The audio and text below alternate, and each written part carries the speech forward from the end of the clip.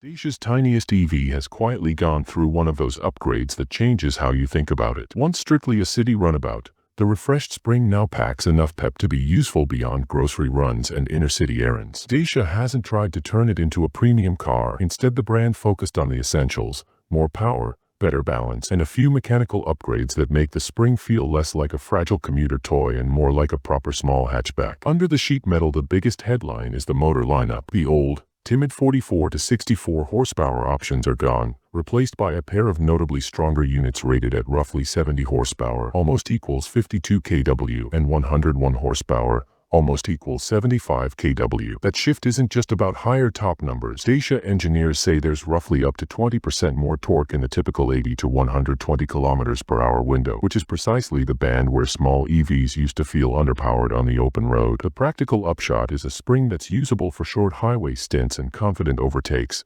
not just for crawling around town. Dacia also rethought the car's bones. The battery now sits inside a reinforced central section, which improves weight distribution, a simple but effective move for ride stability. Braking has been strengthened, anti-roll bars are standard across the range, and the suspension has fresh tuning with revised shocks and springs. Aerodynamic tweaks and slightly revised ride geometry round out the changes, so the Spring behaves more like a grown-up city car than a novelty. Range and charging get attention too. The refreshed Spring uses a 24.3 kWh battery built on LFP, lithium iron phosphate, chemistry, notable because it's the first time Renault Group has shipped LFP in one of its vehicles. That pack delivers a WLTP-rated range of about 225 kilometers, roughly 140 miles, and the onboard charger has been boosted to 40 kilowatts, helping shorten charging stops. For buyers watching the bottom line, Dacia kept the pricing discipline. The range starts around €16,900, with mid and top trims still sitting under the €20,000 mark. That combination of better performance and aggressive pricing is exactly what Dacia buyers expect. In short,